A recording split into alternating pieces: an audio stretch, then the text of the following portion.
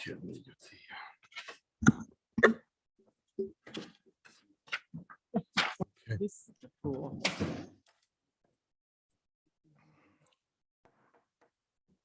Good evening, and just a quick update. Our Central Golden Eagles are up 22-8. I believe it's halftime for the State Division I championship at the Gillette Stadium where the Patriots play. So we're very proud of our scholar athletes on and off the field. Our apologies, my apologies, and apologies on behalf of the school committee. We had a very thoughtful executive session, and it went a little long pertaining to important issues for our workforce.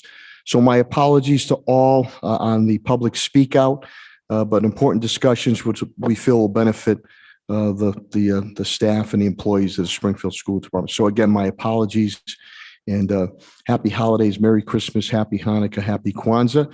With that, we will go to the first speaker is Emily Jarvis of the para contract. Ms. Jarvis, thank you for your patience. Yeah, we're going to have a time limit of 2 minutes apiece, please. And my apologies on that. I'll try to be as flexible as we can on that. So again, Emily Jarvis, and again, our apologies.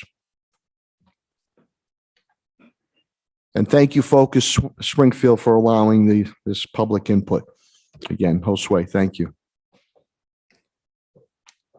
Ms. Jarvis, she might be trying to get on. All right, we can come back to Ms. Jarvis. Again, we're going to go to Zumali Rivera Delgado pertaining to school lunches. Ms. Rivera Delgado, please. Hi, yes, thank you for having me. Hi, everyone. So yes, I have a child in the Springfield Public Schools. I'm also an organizer in Springfield, so I see a lot of issues around the environmental injustices that are happening here in Springfield. But my main concern is around my daughter, who me for the past couple of years now has been trying to get me to buy her lunch every day. And just this year, she finally said, you know what, Mom, the school lunch is just really nasty. I don't like any of it. And so I kept trying to fitch around to ask her, like, well, what about it? Don't you like? She's like, it's not cooked. It just doesn't taste good. It's just something that I just don't like. So as a working mom, especially one that works a lot on the second shift, it becomes really hard for me to have home cooked meals for my daughter when she comes from school. So I really depend on the school lunches to give my daughter some kind of meal during lunch. And so I've been buying lunch for her and dinner because of the way that my employment is set up. And so it gets super costly. I don't qualify for food stamps, so it's not something that I could prepare at home. And so I just wanted to address that because it's a huge issue in my household. I've also been getting a lot of pictures of parents all over just sending me pictures of their school lunches, because we did have a conversation about it on Facebook. It also leads me to think about the wastefulness that we're having because of these school lunches. Like, I'm beginning to wonder, what is it like for my child to have a cooked meal at school, and get cooks and people, staffing in there to cook them hot meals while they're in school, versus really being wasteful with some of this trash, with all the recycling issues that we have here in the city of Springfield. I just wanted to let that be known. It's a huge concern of mine, and I would love to further discuss this when we get the chance. Thank you, Ms. Rivera Delgado. Thank you. Maria Rosa. Ms. Rosa, I guess this is on paraprofessional contract, which we were discussing in executive session. Ms. Rosa? Say again, Ms. Rosa? Okay, we'll come back. If Emily Fitzaneri, if I pronounce your name wrong, please correct me. Emily? It's no worries. No, I apologize. Please correct me though, Emily, if I pronounced it No wrong. worries. Well, good evening, everyone, and thank you for having me. My name is Emily Fitzhenry, and I have worked at Putnam Vocational High School for 6 years now. I'm a paraprofessional working for the SEPS program, supporting students with social, emotional, and behavioral struggles. I am here today to speak with you about the importance of supporting our 30-hour professional development program and the importance of supporting a living wage for paraprofessionals. When I was first hired, I was shocked that there was no training manual. It was sink or swim. I learned that I was able to participate in the 30-hour PD, which is professional development available to paraprofessionals outside of school hours because of our union contract. I found this training imperative to support my ability in assisting my students, and I am very grateful for it. That is why I took the opportunity through the union to become a trainer for the PD program. As someone who knew how valuable the PD was to me, I wanted to be able to share my knowledge and experience with my coworkers. We are one of the only districts in the country that has our own paraprofessionals teaching their own coworkers how to improve their work in the classroom. I was horrified to hear that the district had proposed the negotiations to eliminate this very important program. When I heard this, I knew I had to speak up about it this evening. You cannot get rid of the 30-hour PD because if you did, there would be no way for paraprofessionals to learn best practices for working with our kids. Similar to most of my fellow paraprofessionals, I have to work several jobs to support myself and my family. During the pandemic, I recognized that it was time for personal growth and change. I could not maintain this work schedule and continue giving my all to the profession I love of working with students in Springfield. I applied for the Massachusetts grant for the paraprofessional teacher pipeline and was accepted. I am currently taking courses at Bay Path University to further my education. I am doing so to afford to continue to support our students and improve the future of the city of Springfield. Truthfully, genuinely, I would remain as a paraprofessional if my wage was livable. Paras have a closer, tight-knit relationship with the students, especially when supporting one-on-one, and we are working with the kids that truly need our support. However, I do not make enough money to do so. I implore you on behalf of your children, your grandchildren, your nieces, your nephews, and your neighbors to approve a living wage for paraprofessionals within the district. I thank you for your time and consideration. I hope Thank you very much. can move quickly and in a positive direction in order to best support our youth and keep our dedicated paraprofessionals within this district. Thank you very much. Crystal Bucci, please. Crystal Bucci. Sorry, my mic was muted. I'm here on behalf of the school security guards. I'm their union representative. I'd like to touch on two topics. The first is the COVID ESSER retention bonuses. I'm advocating on behalf of them because throughout the pandemic, they've continued to work in school. They've kept the schools safe. They've constantly been dealing with exposure. At one point, they were even assisting the school cafeteria workers with delivering meals to students. They're also responsible for helping enforce the mask policies. They've had interactions constantly where they're constantly at risk for COVID. They deal with irritable students and parents and enforcing the mask policy. So, they've put in their fair share to earn some type of retention bonus through the ESSER funds. The second issue that I'd like to talk about is livable wages. I'm currently in negotiations on behalf of the security guards, but the wages that they've seen over the life of the contracts that we've had are abysmal. I mean, they've gotten $5 over 20 years in terms of wage increases, and that's not okay. I mean, you have some security guards that are working multiple jobs. You even have some that are homeless and getting government assistance. And the fact that their job is as important as it is, you would think that the city would look to start paying them higher wages. I'd like to get the opportunity to address it in negotiations, but honestly, I don't know if that's going to make a difference or not. So, I'm here as a last resort to try and get the city to advocate the negotiating committee to propose higher wages, because what we've proposed is constantly getting shut down. And I'd also look forward to working with you guys to negotiate some sort of retention bonus through the ESSER funds. Thank you. Thank you, Ms. Bucci. George Blake, please.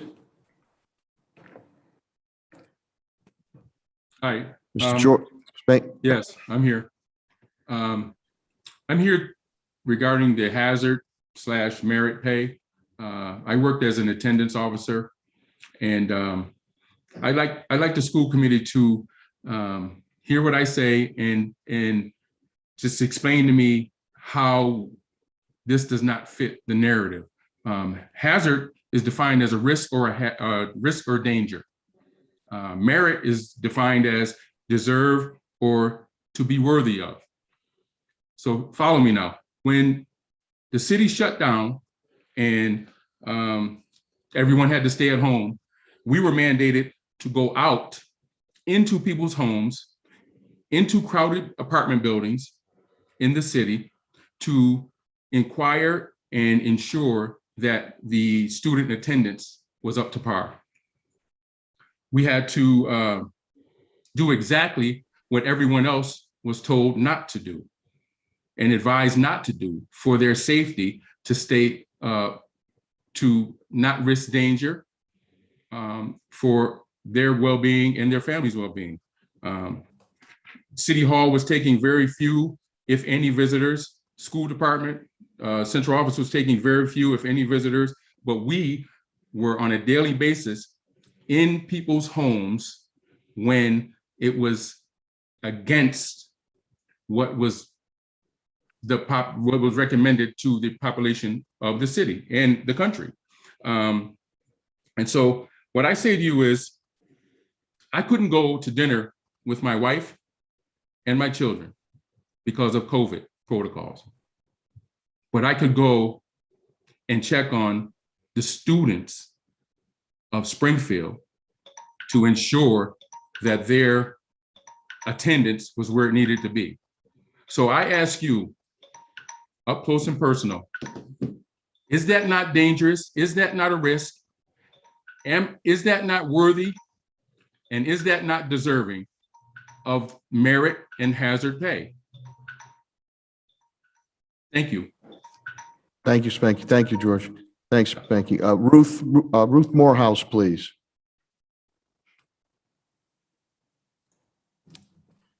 Hi, everybody.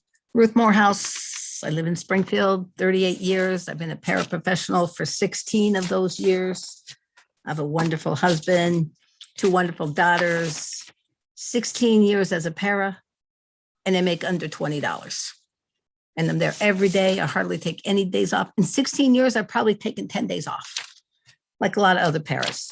But anyway, this is my coworker made this for me today and helped us. 2% don't make a dent. So 2% is not a good percent, please. Superintendent, mayor, school committee, I implore you, I've been calling, we've all been calling and reaching out. My son-in-law in Connecticut just got a 7% raise at his job. So 7% is a lot.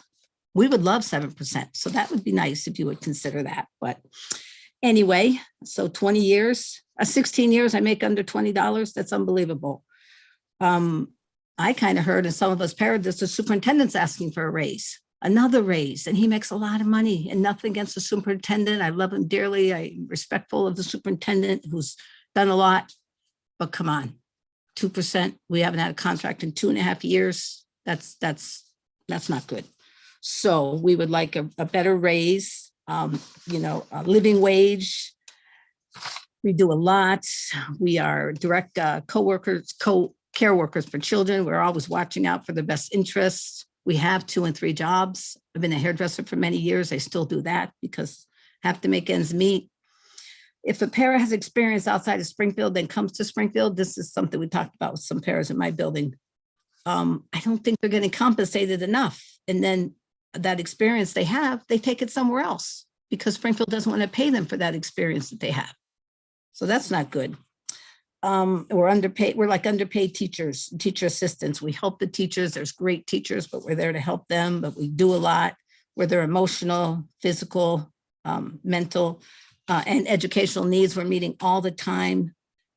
We buy supplies, masks, gloves, food, wipes, clothes, gifts for Fun Friday, birthday gifts. Some kids just don't have a lot. I was a child in Ohio. I didn't have a lot. So I have a heart for a lot of these kids. We all do.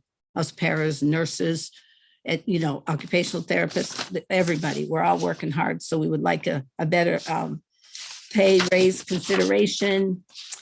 Top tier, so paras that are top tier 11 plus years with a bachelor's could make easy $30,000 somewhere else, but here we don't. So that's not good again. In our union, that 2%, if you're going to give us that, would be taken up by inflation. And we all know inflation's up, prices are all up. Paraprofessionals are like counselors, subs for teachers. We miss lunch, we miss breaks, we stay late, we come in early. I don't come in early. I'm a late person on the other end. But anyway, our eyes are always open, watching for children. I love my job. 16 years later, raised 2 daughters, great husband, live in Springfield, support this city. Please. And I know there's a lot of money that came into city recently. And the merit pay that gentleman George spoke about, we need that for Springfield teachers, paraprofessionals, all of us. My good friend who's a dispatcher for 911, the best dispatcher we have there, because she's my good friend of 40 years, they just got their money and they should, the dispatchers and some police and the policemen. So we're looking for that merit pay. Also, please, for us into the school department and paraprofessionals. And that's it. Thank you very much for listening. Show us the money. And I'm going to show you my sign one more time. Thank you very much, Ruth. Thank you. Laura Isaac, please. Thank Laura you. Isaac. Thank you so much. Good evening, everyone, and thank you for having me. My name is Laura Isaac. I have been an inclusion paraprofessional in Springfield since September of 2016.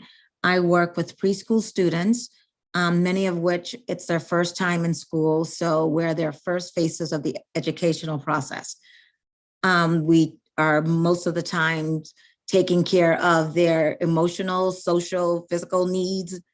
And I would have it no other way. I love my job.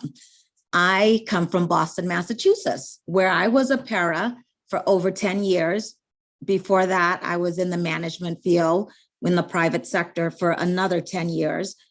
And to my horror, when I came to Springfield, I was offered very low wages and an extra 10 cents for all my experience. No credits for all the years I did in Boston, no credits for all the years I did for anything else at all. To me, that's pretty sad because there's a lot of people with a lot of experience who want to come to Springfield and better the situations of everyone. And they're not going to do it if they're not even going to be given any type of incentive to come here. Once again, I love my job, and I know most teachers who are here, we're here because we are passionate about what we do and working with the kids and the family. We wear many hats in our jobs. It's not just one. And the more experience you have, as far as I'm concerned, it's better for the school system. Why it seems that everybody else is entitled to getting some kind of recognition for what they did in the past, but teachers who have the most important job and para educators in Boston, teachers and paras are considered the same, but Springfield is different. You guys separate that out point blank. But at the same instance, we are the face that teach the children every single day what they need to do to be the productive people that they will end up being. And if everyone else can get a raise or get recognition for what they've done in the past, Springfield needs to step up and do the same. You're letting a lot of good people walk out of this profession because we just can't afford to stay. Trust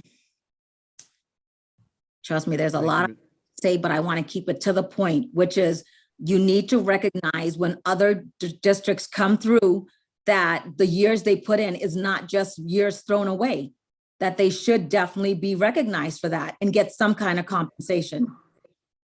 And Thank that's you, Ms. what I'd Isaac. like to say. Thank you for hearing me. Thank you. Maureen Posner, please.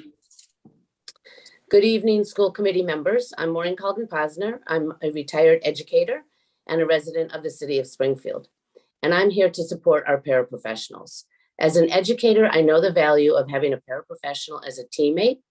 Together, educators and paraprofessionals work to meet the needs of all students. Paras support our most challenged students and need to be recognized for that work. Your proposal amounts to about $400 more a year, which doesn't bring their pay close to a living wage. Too many of our paras must work additional jobs just to make ends meet. The salary you are offering is not competitive and will not work to attract or retain paraprofessionals. The Springfield Public Schools must do what's right for educators, students, and their families, and fix the salary scale to create a living wage for our paraprofessionals. Martin Luther King said budgets are moral documents, and this is clearly a case in point. We often hear things like, it's all about the children, it's all about our students, until it becomes about finances, and then the children fall by the wayside. If you believe that our students matter, if you believe that our neediest students matter, then you need to examine the budget, prioritize our students, and fund the contract so that we can attract more paraprofessionals and retain those who have already dedicated years of service to our students and the Springfield Public Schools. Our students deserve nothing less. Our paras deserve much more. Show them the respect they deserve. I implore you to do the right thing. Thank you for your time. Thank you, Maureen. Tracy Little Sinetsky, please. If I pronounce it wrong, Tracy, please correct me. Good evening. Yes, it's Tracy Little Sasaniki. Good evening. I am the president of the Springfield Education Association, and I stand here, as many of our members do, in support of our paraprofessionals in resolving their contract and being paid a livable wage for the professionalism that each one of them brings to our students and our families in the Springfield Public Schools. It is disheartening to know that these negotiations continue, especially at a time such as this. Our world in the education department has not stopped since COVID-19 pandemic occurred. Our paras have been the backbone of our classrooms and our school buildings. In the words of a dear friend of mine, Sabrina Marshall, who is a para, she writes, "For anyone who thinks a 2% raise is sufficient, please stop disrespecting our time, hard work, commitment to our students and families. We deserve more. Despite the changes in the economy, the cost of living, we have been working without a contract or a raise, which makes it difficult to keep up with the changes, as many of us have to secure other sources of income that takes away from our families. If you haven't noticed, the role of our profession has changed. We have been and continue to cover multiple positions daily. Some of us are placed into long-term sub positions, performing nursing duties to those who soil their clothing, covering offices and alike. We have always gone above and beyond in our roles and will continue to do so to ensure that the children of SPS receive the quality of education that they rightfully deserve and are entitled to. However, fair is fair and enough is enough. We deserve a contract and a raise. We need it to maintain our lives and provide for our families, as many as you do." End quote. It is time to stand up for what is right. Do the right thing. Union strong. The time is here. The time is now to support our parents to ensure that they have a livable wage. Thank you for your time and attention. Together, Thank we you, go Ms. far. Thank you. Ms. Sasnaki, thank you very much. The City Councilor Tracy Whitfield, please. Thank you for the opportunity. Thank you, Mayor Sarno, all school committee members. I appreciate your time. It's disheartening to me that I have to be here to speak on this topic because I'd rather have had a personal conversation with some of you. But I do want to thank the members that have reached out to me on the topic of merit pay and hazard pay for SPS employees. But before I name them, I want to thank all the staff that's on here, all the paras, all the teachers, any administration, and the Springfield Public Schools for all your hard work and taking care of our beautiful children, because they are our future and they're important. So thank you so much for all that you do. I want to say thank you to School Committee Woman Denise Hurst, School Committee Woman Latonia Naylor, for always responding to anything that I put out. And I want to thank especially School Committee Member Barbara Gresham for showing up at a Finance Committee meeting, subcommittee meeting that we had in the City Council chambers. I brought together a meeting to talk about different options that we may have to give merit pay, hazard pay, whatever we want to call it, to SPS employees. And I mean all employees. I'm not talking about lower ranking, although they need it more at this time in this season. I do believe that all the employees of SPS deserve some type of merit pay. We are at a unprecedented time where we have more funding than we have. Even when I worked for the finance office for the city, I've never seen a time where we had enough funding to share love and wealth with the staff at SPS. They are part of the city. A lot of them live in the city of Springfield. They pay property taxes in the city of Springfield. They do hard work for our children in the city of Springfield, and they deserve, whether they live here or not, they take care of our children. And so they deserve some type of merit hazard pay.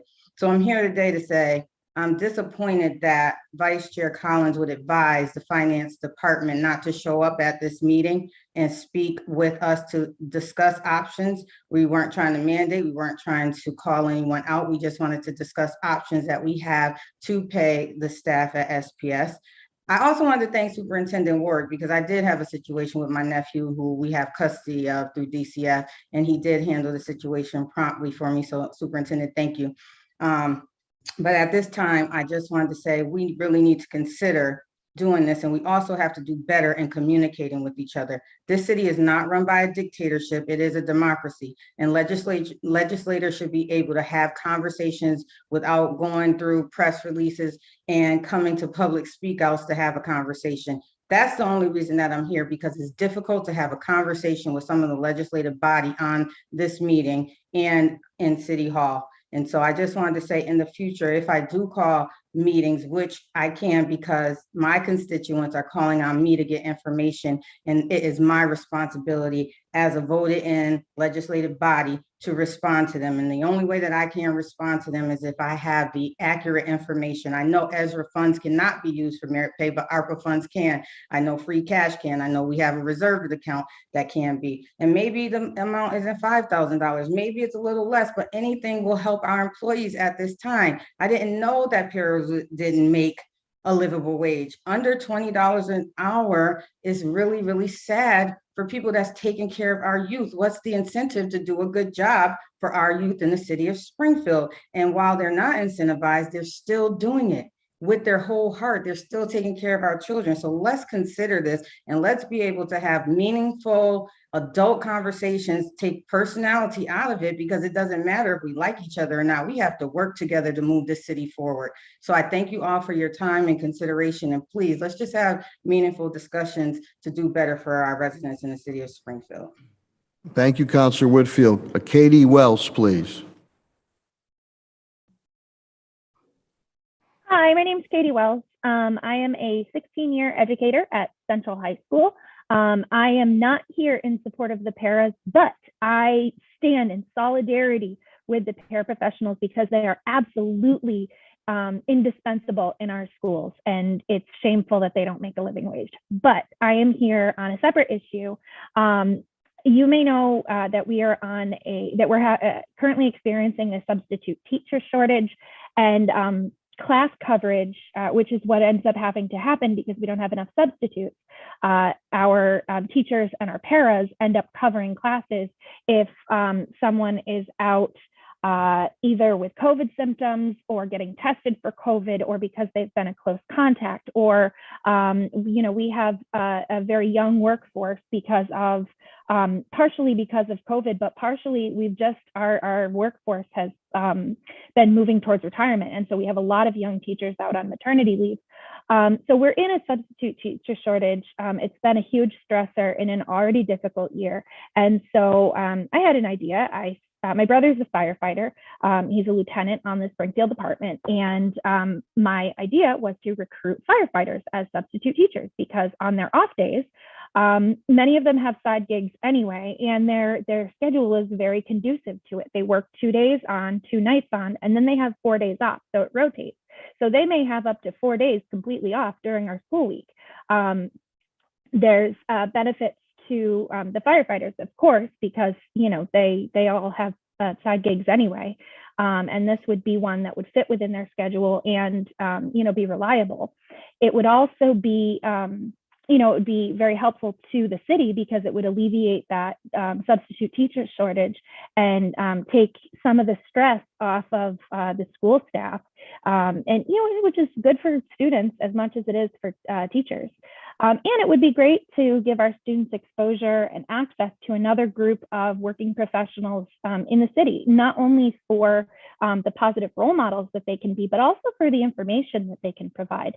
I often hear students express an interest in becoming firefighters, but they don't know necessarily the process to do so. And that information isn't necessarily as readily available as how to get into college or how to get into trade school or whatever, especially for female students who might be less likely to walk into a fire station and ask for information. I know a lot of our male students are more comfortable doing that because it is all men in our fire stations. And so I think that it would be helpful to get more female members of our fire department. So this would be a great thing. I addressed the firefighters at one of their union meetings, and I posted flyers in their fire stations with links to the posting for substitute teachers. And some of them were interested and went through with the process of applying.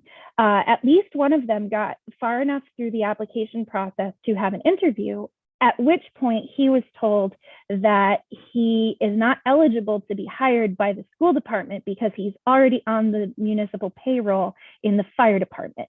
So basically, I'm here to ask if this is something that's in the purview of the school committee to address and possibly overcome or override so that we can, use the resources that we have in the city for all of the benefits that I mentioned before. Thank you, Katie, very much. Thank you. Barbara Boucher, please. Yep, go ahead. Good evening, Mayor Sarno, Superintendent Warwick, and honorable school committee members.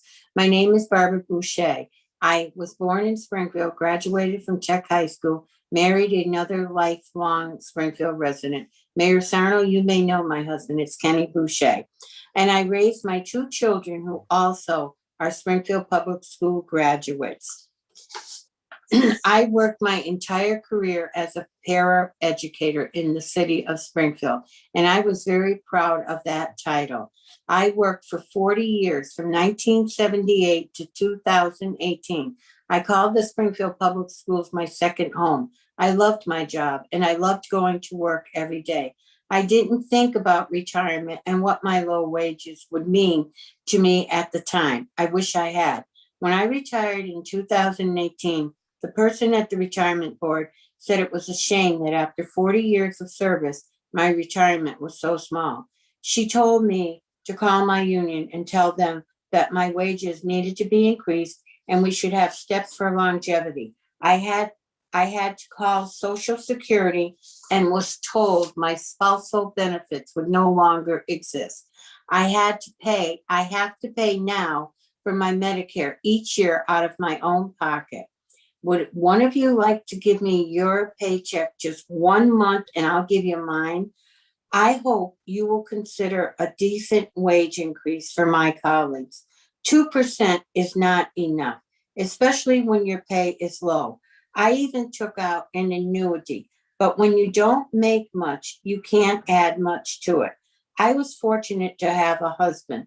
Most of my colleagues are single parents or head of the household. Thank you for your consideration and have a nice holiday season. Thank you, Ms. Boucher. Thank you. And hold it, Kenny. Just going back, Emily Jarvis. Say again, Emily Jarvis. Okay, one last time. Maria Rosa. Maria Rosa. Okay, thank you, everybody, for your patience. And again, happy holidays, Merry Christmas, Happy Hanukkah, and Happy Kwanzaa. And thanks for your comments. We appreciate that. We'll be in 1 minute recess before the regular scheduled meeting. Thank you. Thank you. No, thank you. Good job, everybody. Good job. Really, it was really informative. Thank you. No problem. Take care. Hang in there.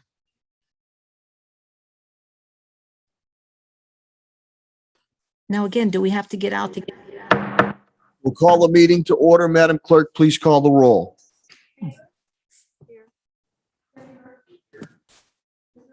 Present. Here. President, can we all please rise for a moment of silence, and then we'll go into the Pledge of Allegiance. Pledge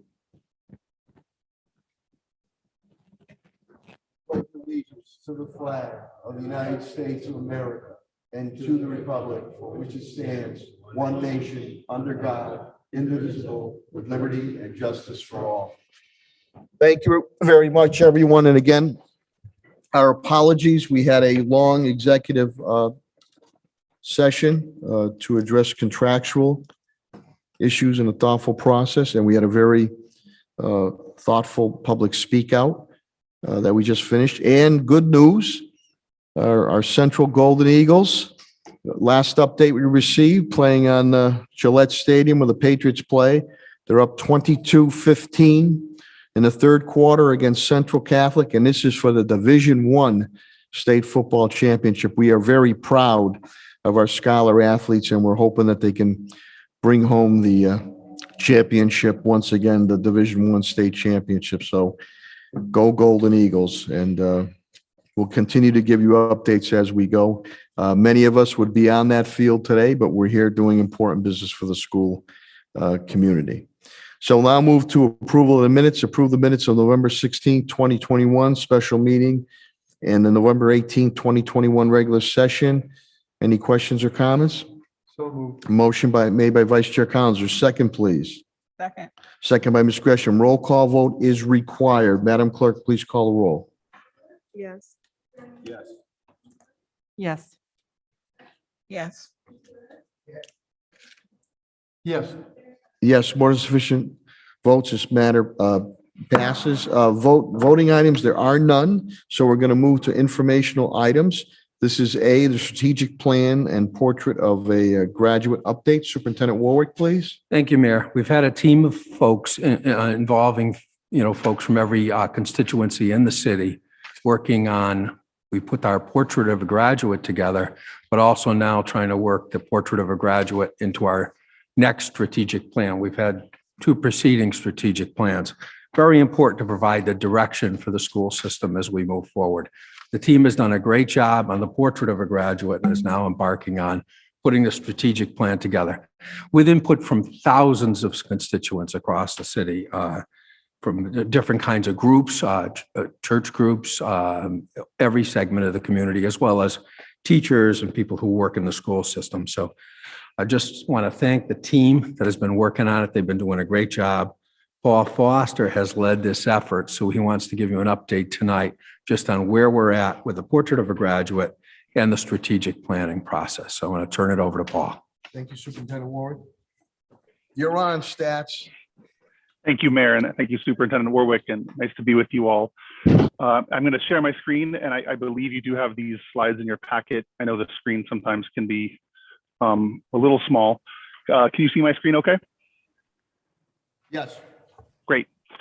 So before I get into the slides, I just want to say we have had, as the superintendent said, just a phenomenal team, both internally and externally. A lot of partners from around the community have been part of this work. I also want to acknowledge two other groups. We've worked closely with an organization called Great Schools Partnership out of Portland, Maine, and they have been alongside us really for this entire project and are continuing to work with us as we translate the portrait of a graduate into our next strategic plan. And so they've been phenomenal partners. And also I just want to acknowledge the Barr Foundation, as they have now given us 2 grants, I think combined totaling close to $500,000, supporting both the portrait of a graduate work and then this work that I'm going to talk about tonight of moving the portrait and shaping our next strategic plan based on the portrait of a graduate. So as you know, this is our current strategic plan. So we always want to start here. This is the work that's been ongoing. We always talk about the puzzle pieces, and it's become very familiar. And just as I talk about the portrait of a graduate tonight, you see highlighted there on the lower right corner, really the portrait of a graduate document itself is our definition as a district, our vision for what we mean by college and career ready. And so I just wanted to frame that as really the portrait in relationship to our current strategic plan. I also want to highlight some values that have been central to this entire process. And so these are values that educational equity, asset orientation, and culturally and historically responsive instruction have been values and guiding principles from really the start of this work, developing the portrait, and will continue to be kind of foundational values as we build this next strategic plan. And you can see the definitions there. I won't read them to you, but those three really are integral to the work that I'm going to talk about tonight.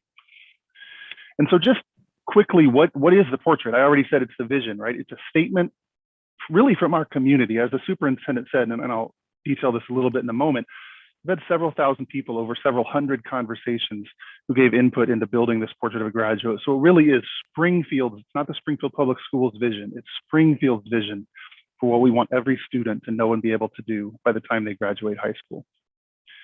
So this just talks about what those conversations look like. You can see on the left the many different groups of people that were part of these conversations. On the right, these were really rich conversations, but they were centered on two, I guess you'd say, relatively simple questions. Well, I don't know that they have simple answers. What are our hopes and dreams for young people growing up in Springfield? And then what are the knowledge and skills young people would need to actually realize those hopes and dreams? These were very rich conversations. And this work started, we didn't rush this. We wanted to really genuinely hear from the community. We started this work in September of 2019 in terms of building the portrait, and continued right through the pandemic, continuing to have conversations with our community. So based on that feedback, we took all of that, hundreds of pages of notes from these conversations, and translated that into our portrait of a graduate. And this slide is just highlighting what is the actual content in our portrait. And we just looked in the notes as we analyzed the feedback from the community. We looked for the common themes. And what you see in those 6 rows, the colored rows, you see these themes that kept coming up over and over in every conversation: learn, communicate, persist, thrive, lead, work. We also, in writing the portrait, this felt very important that the definition for each of those pillars is written in a first person. It as a first person sentence. The idea there is we want every student coming out of the Springfield Public Schools when they graduate to be able to say these 6 statements, to be able to embrace this and say they have, I'll use thrive as an example. We want our students to be able to say, I practice resilience, self-awareness, and advocacy to navigate challenges in new situations. The last piece of the portrait is we have elements that go into a little more detail about what we mean by each of these pillars. So this is the final portrait of a graduate that came through this community process. You can see on this slide, I've just highlighted the pillars at the top, the I statements, the first person statements, and then the bullet points. The other thing I want to highlight about our portrait of a graduate is that blue bar in the middle that says the Springfield Public Schools and the Springfield community will prepare students to. One of the things that came up in many conversations, people would look at us and say, well, you guys know the Springfield schools can't do all this. And that was something we really wanted to hear, because we know we can't, right? We know as a school system, what you see on this portrait, it involves community partners, it involves families, right? It's a whole community effort. So this portrait really, again, I said this at the start, is the Springfield community's portrait of a graduate. So what happened after that? So we released that final portrait of a graduate in January of this year. And just to say, continuing with that theme of community engagement, we publicly released a draft of the portrait of a graduate in September of 2020. And we actually got feedback from about 700 members of our community, 300 of whom were current Springfield Public Schools students who gave us feedback on the draft. And we revised the portrait based on that. So what we shared, what we published in January of this year reflected feedback on the draft that we got from the community. So since that time, we've been doing a lot of work to try to make sure the community is aware of the portrait of a graduate. And so that's been internal and external. You can see on the slide some of the steps that have been taken. Azelle has been phenomenal with the communications department of just getting the word out about the portrait of a graduate. We've been having meetings to share the portrait. Two things that we're very excited about that are actually just now starting is we're going to have an art contest for students where there will be monetary prizes for students producing art that reflects the values and the knowledge and skills in the portrait of a graduate. That's actually being sponsored by Great Schools Partnership, and this is pretty neat. They are redesigning their office in Portland, Maine, and they want to sponsor this art contest. And the winning art, they're going to make high quality copies of the winning art, and they're going to hang it in their office that's being redesigned. And then we decided to partner So Great Schools is sponsoring that art contest, and we decided to internally, using funding through the Barr Foundation, to do a similar writing contest. So we're inviting our students to write, and write, it could be poetry, it could be a play, it could be an essay, but write what they see in the portrait of a graduate and what it means to them. Now, the big piece now is the portrait of a graduate is a great document that reflects our community's hopes and dreams for our young people. But we actually have to translate that into what does that mean for how we do school and supporting all students to actually realize that vision. And so that work started really at the same time that the portrait finished back in January. And we've been having, again, a whole nother round of conversations with our community, as well as conversations internally through the working groups that you see there. And we also have a set of schools who are taking some first steps on thinking about how to make the portrait of a graduate real in their building. In these community conversations, we're talking about, we're asking for folks' genuine feedback. You can see here on the slide the questions we're asking. And I'll just basically, we're saying what's working in terms of how we do school. What isn't working as well? What do we need to improve? What are things that we aren't doing at all that maybe we want to think about starting to do when it comes to helping students realize the knowledge, skills, and mindsets that are in the portrait? Internally, we're also having similar conversations. We've had about 40 meetings since the start of the school year with various internal stakeholders, very similar to the conversations I just talked about with external stakeholders, saying, we start with the portrait. We look at the portrait first. And then we say, what are we doing now that actually helps students realize this? But what are the things that we need to change or do differently? I'll pause here and just, these are some quotes from our educators coming out of some of these conversations. I just wanted to highlight the feedback that we're getting from some of our educators who've been part of these conversations. I'm not going to read this to you. I want to read maybe a couple. Certainly the first one that's underlined, I'm excited for this new strategic plan, and I'm excited to see how it unfolds for the city. So there's excitement both internally and externally about the possibility of, in some ways, reimagining how we do school. And so you can see the other quotes here, the next to last, I think this is such wonderful work. I like it. I like the parenthetical now that I understand it more, right? This is, we're continuing, as I said in the communication piece, to make sure more and more folks are aware of what is in the portrait, what it means, and how we want to reimagine school in alignment with it. Internally, I mentioned we have these working groups. I just wanted to highlight, focus on instruction, measurement, a faculty working group that's thinking about what support, what PD the educators need to actually make the shifts that we're talking about. I talked about the 9 schools, and I'll say a little more about that in a second. We have our district strategic planning team. So these are some of the internal teams that are working on translating our portrait of a graduate into the next strategic plan. This cohort 1, these are 9 schools. You can see the list of schools at the bottom of the slide. So the strategic plan isn't written yet, but these 9 schools said they volunteered, and that was after a conversation in their building. So it's not like the principal just said, hey, we're doing this, get on board. They had a conversation in the building and decided as a school community, they wanted to take a look at this. And, this is a tough year for everybody. So we're not saying you've got to change the world this year. What we're asking them to do in year 1 is just have those same conversations with their school community that we're having at the district level. What's working? What could work better? And focus again on the portrait of a graduate. And the ask for these cohort 1 schools is over the course of this year, they're going to try one new thing. So we're trying to keep the ask reasonable, but they're taking a first pass at thinking about how would they reimagine school to support students to realize the portrait of a graduate. And there's some exciting stuff. They're talking about performance-based assessment, right? Letting kids show what they know in more than a paper pencil test kind of way. And some of these schools are working on things like project-based learning, where kids are taking content from multiple disciplines, could be from social studies or science or math or ELA, and solving real world problems with what they're learning. So here I just want to highlight, these are some of the early themes we're hearing in our conversations, both from our internal and external conversations, where we're saying to folks, based on the portrait, how would we have to do school differently? And so I won't read all these to you, I'll highlight a couple. We're hearing a lot about interdisciplinary learning, right? If you think about it, when we go to our jobs, we don't take the first 60 minutes and do all the writing for our job, and then in the next 60 minutes, do the reading, and then 60 minutes after that, do any math that we need to do, right? It's all integrated. And so we're hearing a lot about that. We're also hearing a lot, that third bullet, about how we assess and giving students choice in how they demonstrate their learning, giving them the chance to show it by actually creating something. So these are some of the things we're hearing already in the conversations. So where are we headed with the strategic plan? This visual is just meant to highlight what we think are going to be the core elements in the next strategic plan. And so what you'll see here is, if you look across the bottom, we have our beliefs, our work, and our goal.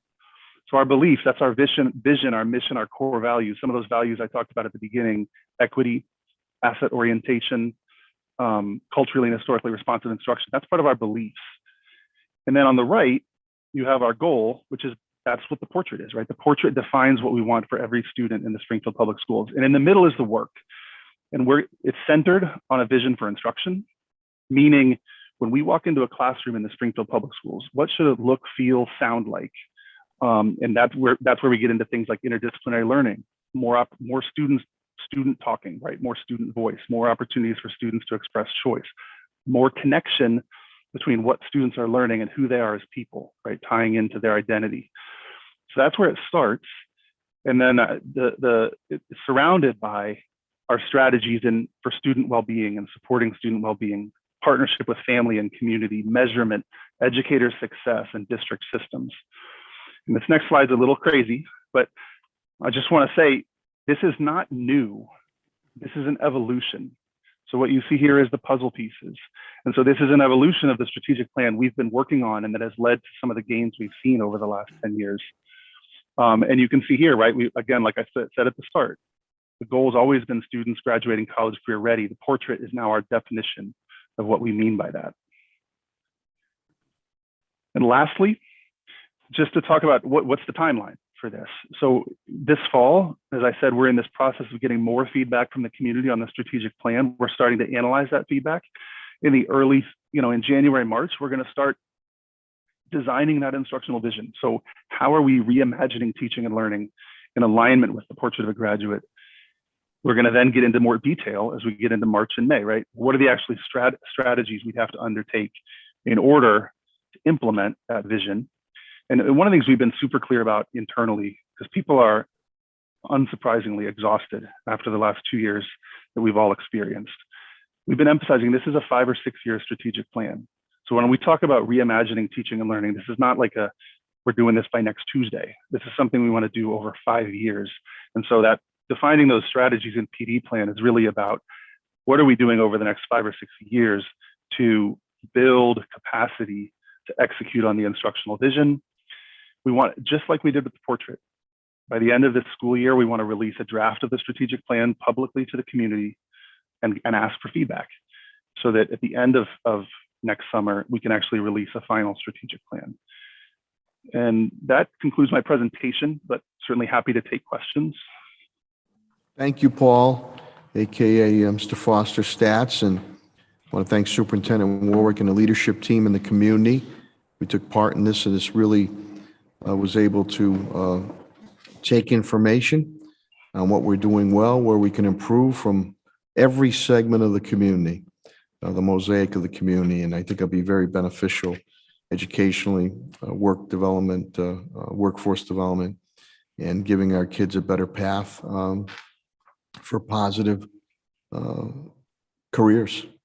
With that, I'll turn it over to Superintendent Warwick for any comments, and of course, my our school committee members for any questions or comments they might have. Superintendent Warwick? I think Paul covered everything really well, and just open it up for any questions. I know Latonia's been serving on the working group, so I didn't know if she wanted to make a comment. Ms. Naylor? I just wanted to say that, and I think I mentioned this a few meetings ago, that the Portrait of a Graduate group is doing exceptional work, and just the ability to be able to take so many people from so many different sectors and different stakeholders and bringing them together in one space and allowing folks to be heard and feel heard. It wasn't just a notion to say we're wanting to get the community input, but literally having all of these meetings, like Paul said, at least 40 meetings with kids and educators and parents and families and community members and leaders and business people. So it was really a concerted effort to make sure that we really heard what people were thinking, what they felt, and what they visualized. And I think for me, and I think Paul agreed and actually may have mentioned this, that having folks say, what can we do to contribute and how can we be a part of the process? Because we understand and realize that the schools can't do it all alone. It does take a village, right? And so I'm really super excited about not only what we've done so far, but where we're headed, because we're really headed more towards, I like the village, as y'all know, mentality, because I really believe if we all do it together, we do it better. And so I really appreciate Paul's leadership. The team from Great Schools Partnership is a great team as well. And they're just, this is good stuff. So I'm super excited about where we're headed. Thank you, Ms. Naylor. Important point you brought up about coming to the table. We don't mind constructive criticism, but what can you do to help out the village? Line on it. And that's been something our team's been trying to emphasize from the beginning. This is an all-encompassing plan. The goals are really significant, and it's going to take the entire community coming together to reach these goals. It's not just a school department piece. So that's a very important point to make. Please, any other questions or comments from school committee? Ms. Gresham, please. Thank you, Mr. Mayor. I want to thank Paul for all the good work and hard work that he's done. And as Ms. Naylor said, bringing the whole community together. But I'd like to know if we could get the data on the number of students that have graduated career and college ready. That would be good. Stats? Yeah, so, well, we certainly have data on students who have, we obviously have our graduation, and we have data on students' post-secondary success, which we can certainly provide. Unfortunately, right, we just finished our portrait. And so one of the parts of that, I mentioned that strategy for measurement.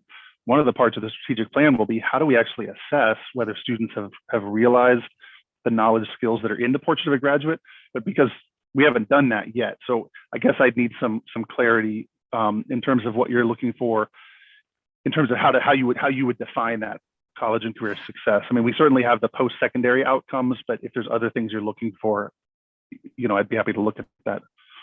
Yeah, the post-secondary, yep. The number of students, that's, yeah. So entering college, persisting to year two, Yes. and then graduating with a degree. Yeah, we can definitely do that. Okay. We thank just you. had today, I sent out Miss Gonzalez at Renaissance and Miss Romeo at Renaissance, 4-year boats, Dartmouth College and Boston College on it. So that's what's, being produced out of our Springfield Public School system. Congratulations to those young ladies. Please, any other questions or comments? Okay, hearing none. Paul, Mr. Foster, AKA Stats, and the whole team, thank you very, very much. Thank you. Thanks, Paul. Vice Chair Collins, any more update on the central? No, Central nothing. Haven't Catholic? gotten anything. Okay, they were ahead 22-15 22 in the third minutes quarter. left. Oh, 2 minutes left. 2 minutes left. And they have the ball. And they have the ball. Oh, Okay, okay. Golden Eagles, way to go. We'll now move to, that was report of the football game. Now we'll move to reports of the standing committees, student relation, parent concerns. Ms. Gresham. No report, Mr. Mayor. Thank you, Ms. Gresham. B is Buildings and Maintenance Committee, Vice Chair Collins. No report, Mr. Mayor. Thank you. C is Legislative Contract Committee, Ms. Perez, please. No report on this time, Mr. Mayor. Thank you, Ms. Perez. D is Curriculum and Programs Committee, Ms. Hurst, please. No report at this time, Your Honor. Thank you, Ms. Hurst. E is Budget and Finance Committee, Vice Chair Collins. No report, Mr. Mayor. Thank you. F is Vocational Education Committee, Attorney Peter Murphy. No report, Mayor. Thank you. Thank you, Attorney Murphy. G is Technology Committee, Ms. Naylor, please. No report. Thank you, Ms. Naylor. H is School Safety Committee, Ms. Gresham. No report, Mr. Mayor. Thank you. I is Special Subcommittee Staff Demographics, Ms. Perez, please. No report on this time, Mr. Mayor. Thank you. Report of the Student Representative School Committee, and I got to tell you, Nathaniel Claudio has been great. He always hangs in there. I know sometimes he's got to work. I don't know Nathaniel. He's from Putnam Vocational Technical Academy. Great kid, young man. I don't know if he's on, and we understand if you're not, Nathaniel. But if you're watching, we wish you are. All right. I was going to say Feliz Navidad. Up there. Oh, okay. Nathaniel, is that you? Yep, that's me.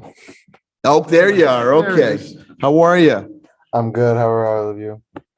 Good, thanks. Any report or comments you'd like to make? Nothing to report at this time.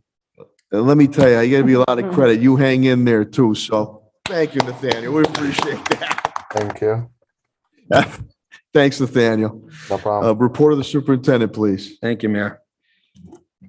I put something in your packet on the championship game with Central, and, it was a pleasure to go see them play the semifinal. And that we talked about before the game, they defeated the former #1 team in the state, the semifinal, Franklin, 60-49. So the kids were absolutely fabulous. Let me see, I might have an update. I'm trying to see if I do.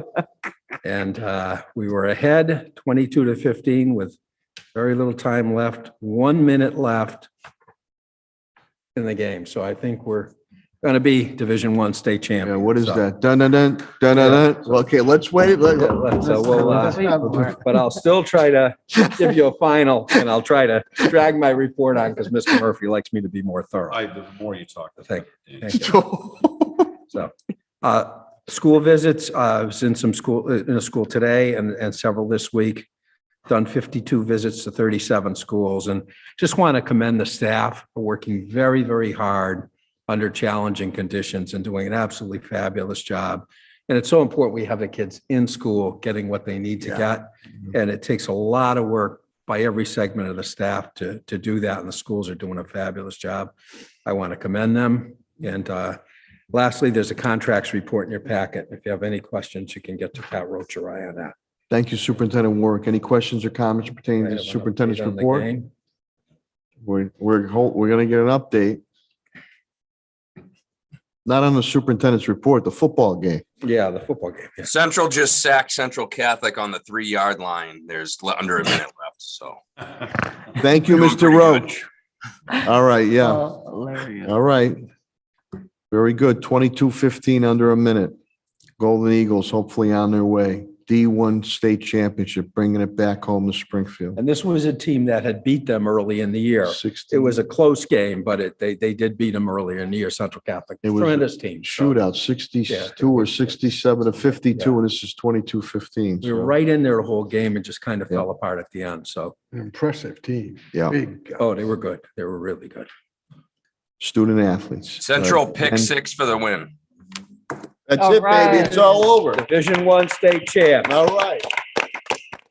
It's going to be 28 or 29 or 30-15. That's fantastic. We can't wait to celebrate with them. Congratulations, Coach Brower, Principal Tokars, the whole squad there. And I know Pop Watson must have had a hell of a ball game there too with the whole team. And Central is the home of scholars and champions once again. So And the best part of the story isn't just winning the state championship. It's to see how the youngsters conduct themselves academically that's right. as well. That's right. And to see the great scholarship opportunities Right. they're being afforded based Yeah. on this program. So just want to congratulate the entire group at Central because that really is the best part of the whole program, not just the state championship. That's right. how we go, Golden Eagles.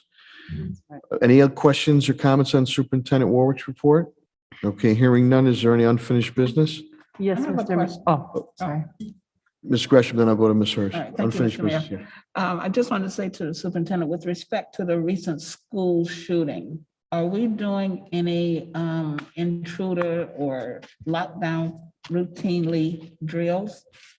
Yes, we are. We are doing ongoing programs for intruders, lockdowns. We're constantly updating our equipment and our systems to improve and harden the target in all of our buildings. All right. Constantly working on it. All right, so what school have metal detectors?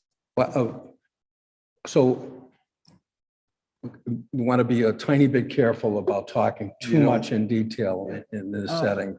But yeah, all of our schools, secondary schools have metal detectors and they use them at different intervals. Okay, thank you. Thank you, Ms. Gresham. Ms. Hurst, I'm sorry.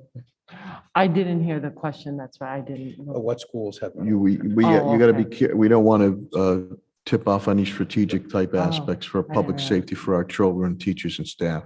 It's so But sad. knock on wood, we have not experienced the tragedies that have occurred Very sad. and our, Very sad. God rest their souls, lives have been lost and Students. families. Ms. Hurst? I was just going to ask under unfinished business, I think it was at one of our working sessions a while back. and Vice Chair Collins has stated that we would take it up as a committee. We talked about looking at our rules for how we backfill vacant seats. Because remember, it came up per the city council, and at Yeah, one that point came up a during while- our yeah, yeah, I do remember during our that. working That session, we was a said that while we ago. would take a look at our rules as to how we would do that moving forward. Thank you, Mr. Attorney Phelps. Could you clarify? I remember that was a while ago. Yeah, it was a while ago.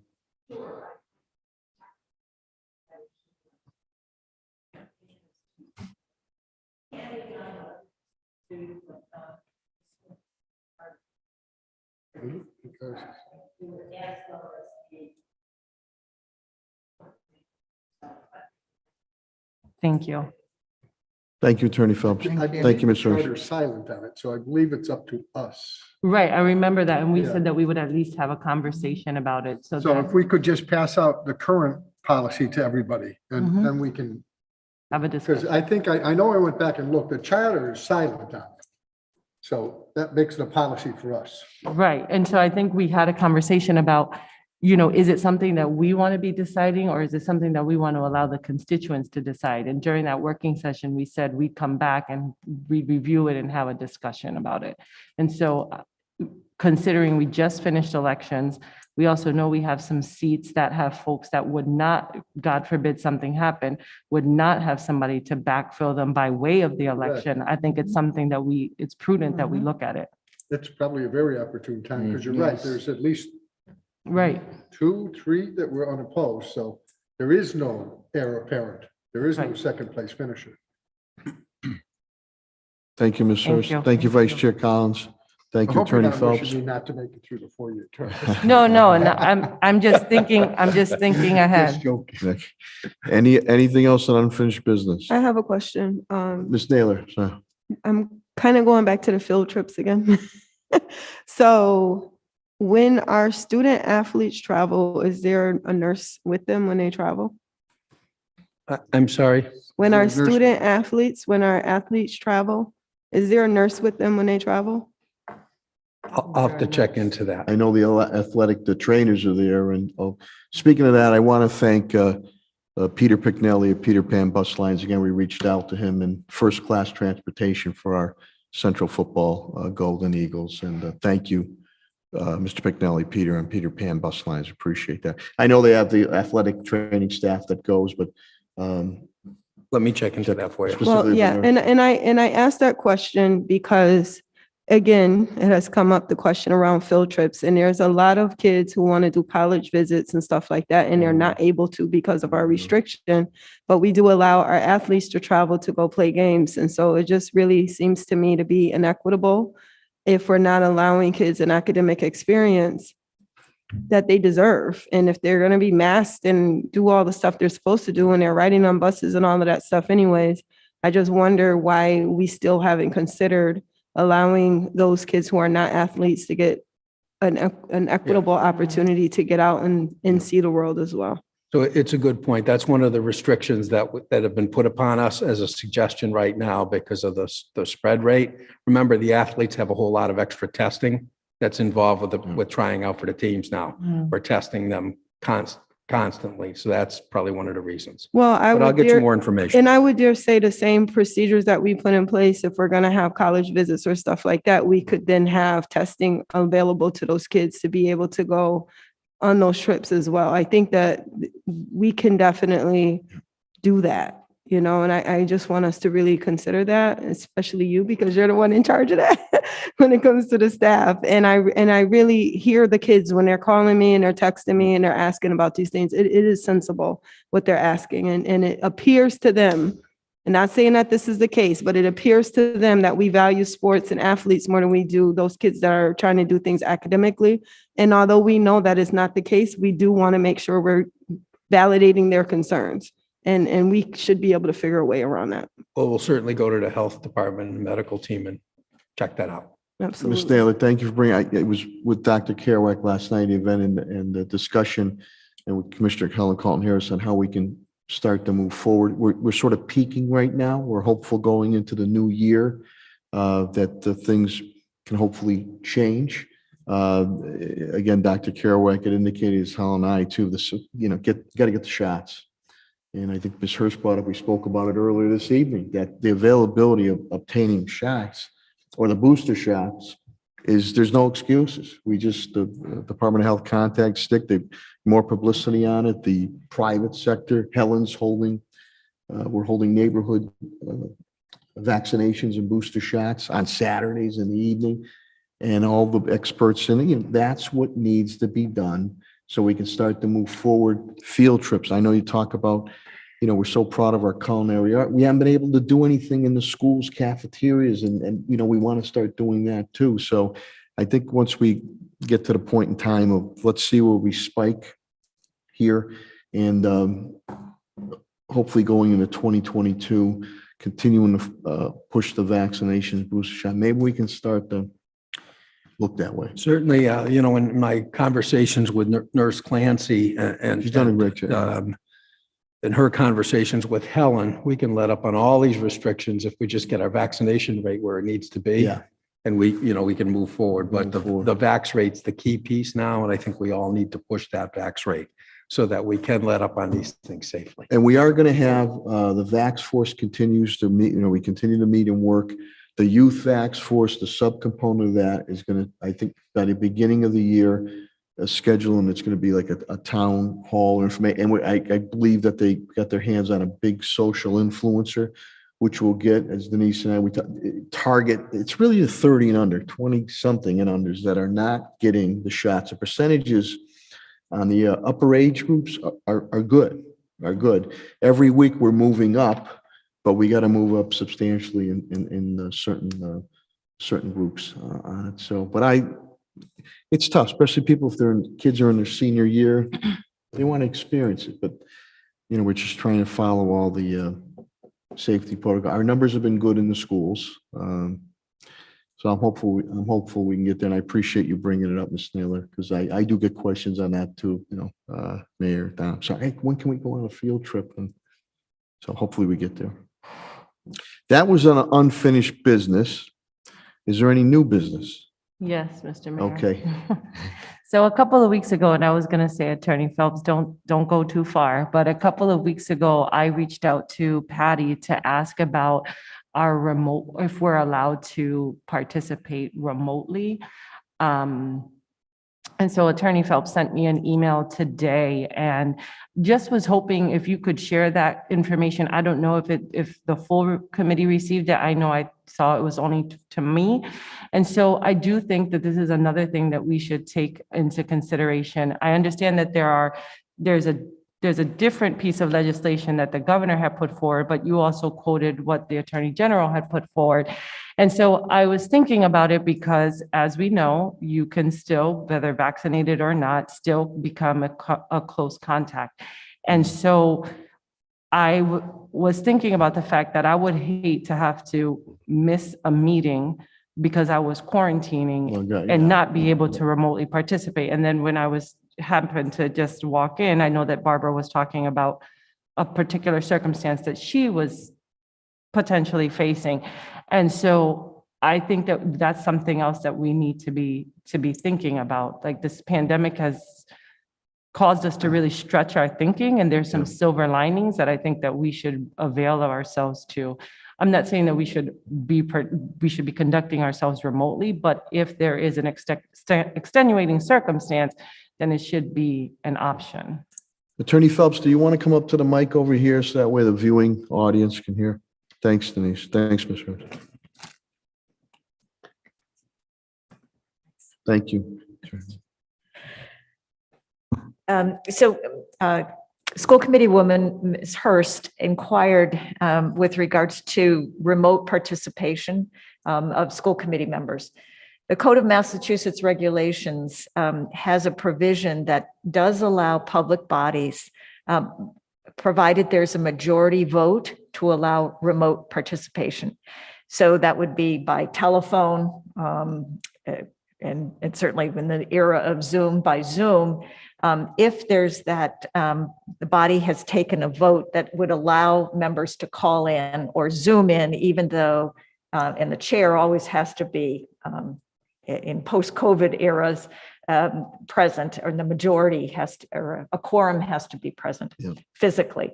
So the school committee has never passed such a vote to allow remote participation. I think it's come up before, but there were arguments for and against that.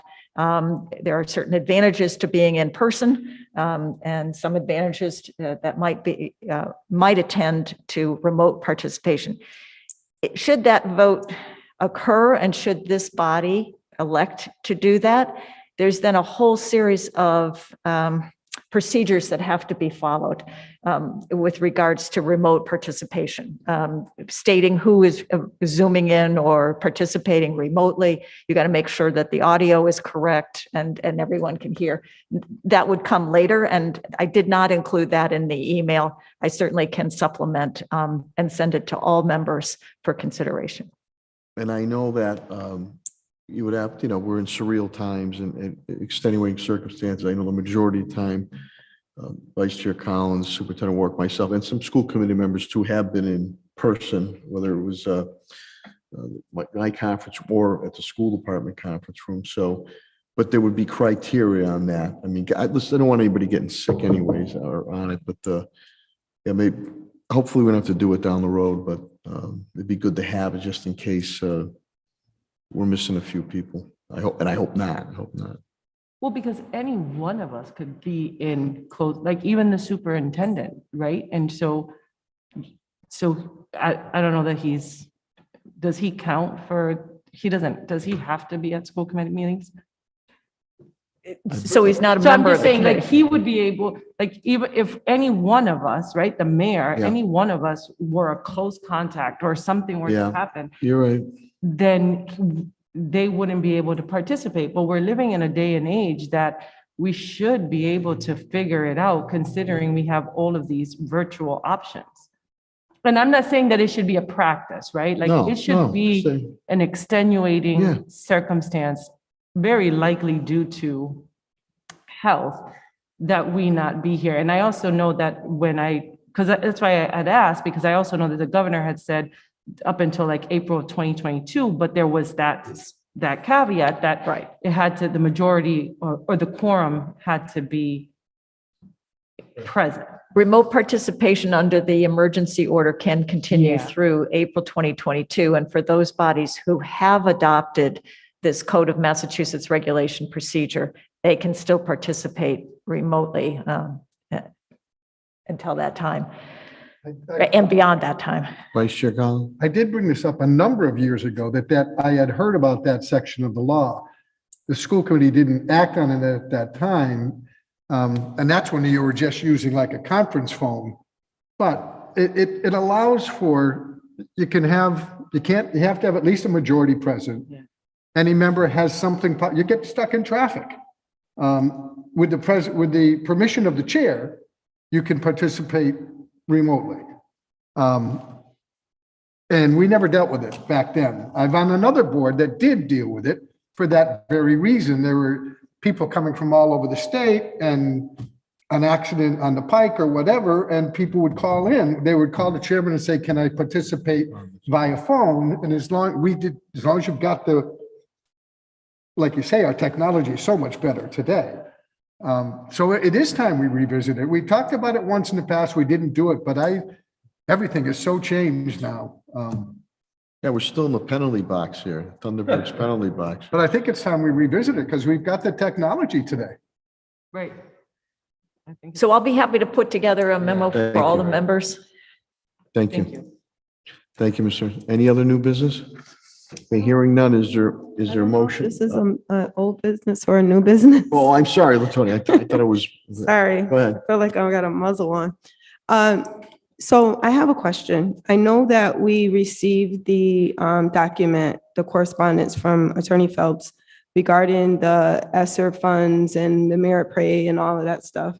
And I also know, some of the folks that did speak at the Speak Out, we're talking about different roles that they played, which was my major concern in the beginning. When we did give certain folks merit bonus or hazard, whatever we called it, there were certain people that still were not included in those categories, but still had exposure to people and were in dangerous situations. So when you think about folks like the attendance officer who had to go into people's homes, or the security officers that I know were still in the buildings every day, and some staff like the receptionist even that had to go into the buildings anyways, even though we know that it wasn't safe for people to be going out.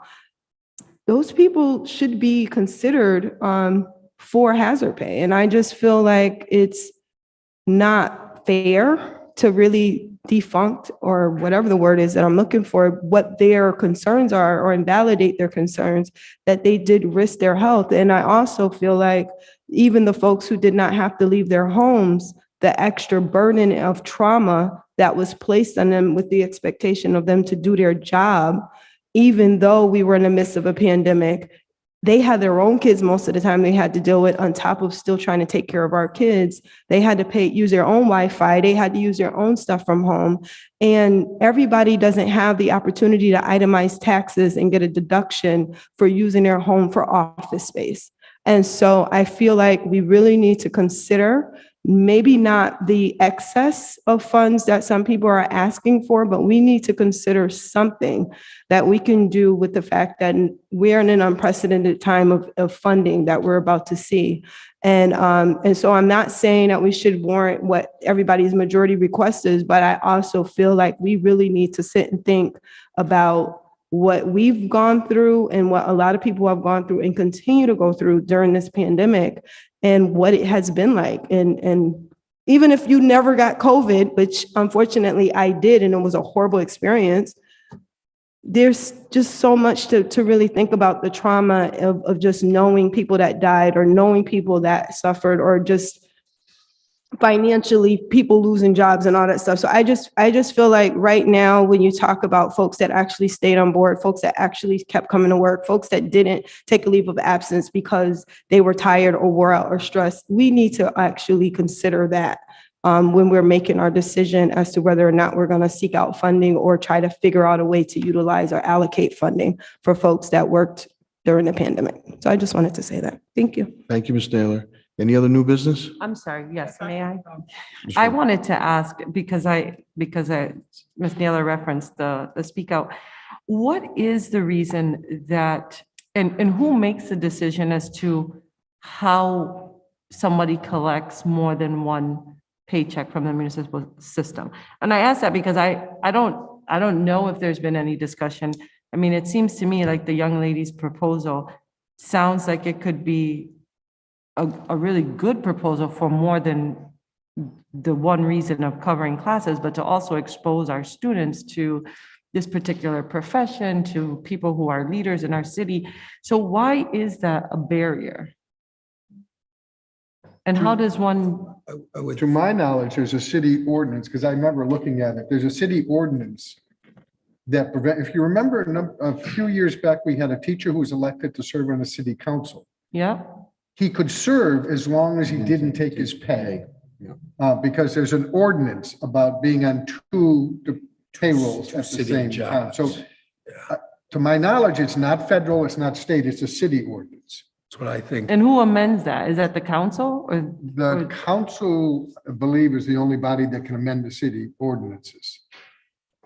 Attorney Phelps, do you? Clarify, Mindy, can you come up to the mic, please? Sorry.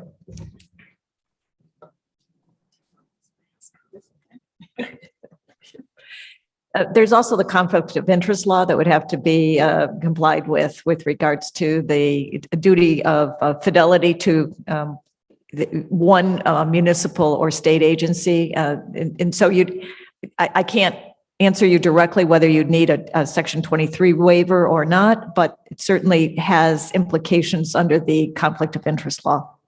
And the conflict is collecting the paycheck? The conflict is having two public City employers and two jobs within the city, even though one is on the question is if one is on the school department side and one then is on the city side, I would have to research as to how that intersects with one another. But my initial reaction is it implicates the conflict of interest law. Holyoke is But just it's not going a through it right bad now. idea. Well, Holyoke is going through it right now with two I- counselor-elect city councilors.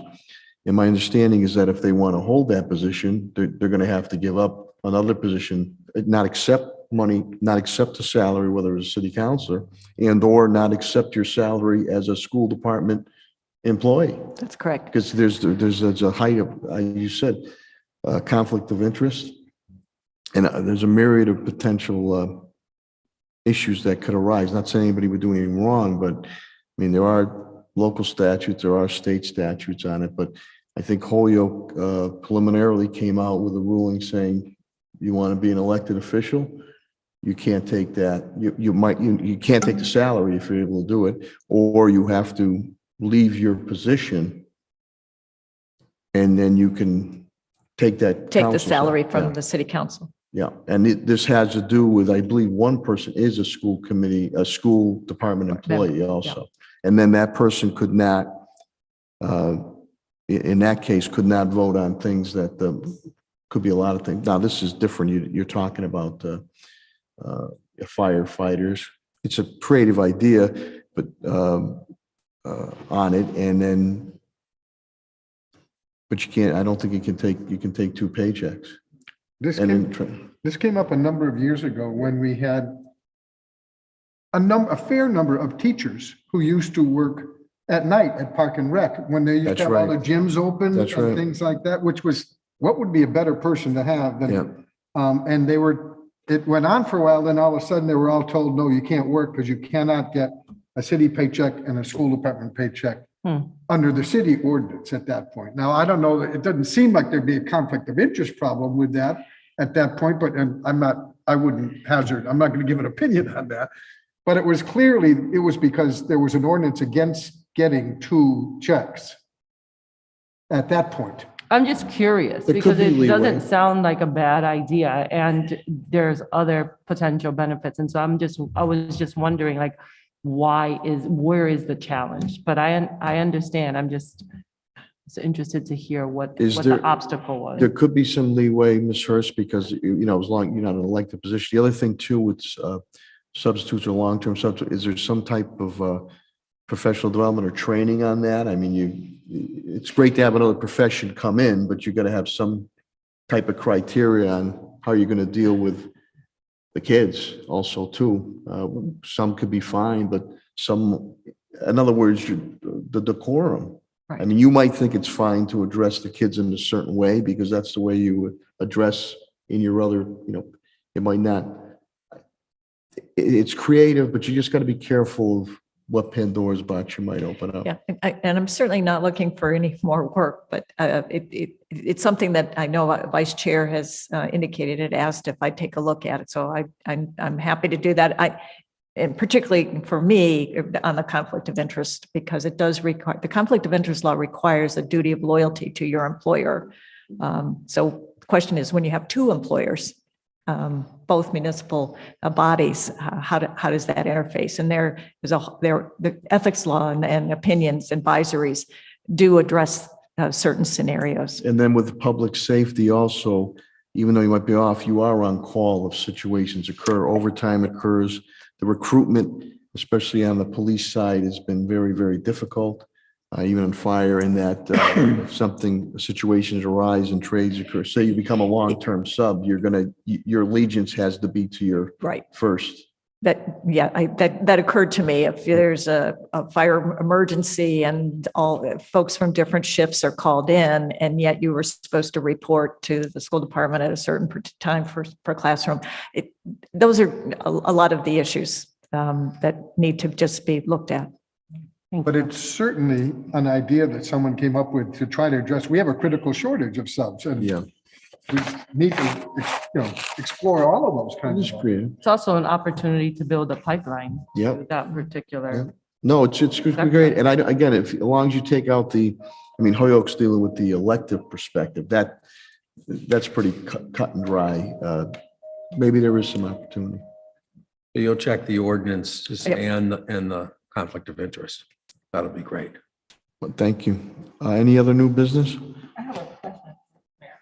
So with the public speak out, and we can't ask questions or anything? How is that? Is that a legal thing or is that just something we came up that we can't ask questions to the people that's speaking?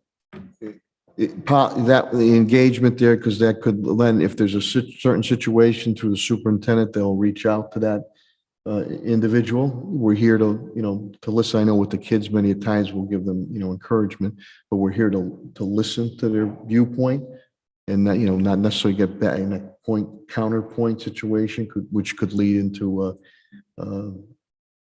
not a favorable overall situation. But I know we've had times in public speak out where certain things, or other things happen also too, where we have to gavel people down or Attorney Phelps out when they start talking about personnel issues or putting across names and stuff. So, but we've had times before, you've all seen when a specific situation comes in, Superintendent Warwick will instruct Assistant Superintendent Martinez when we're here in person to go speak to that person. And then we try to pursue it at that point in time. So this is just to enlighten us. I know we receive emails and calls already, but we want to hear the public and we listen to the public.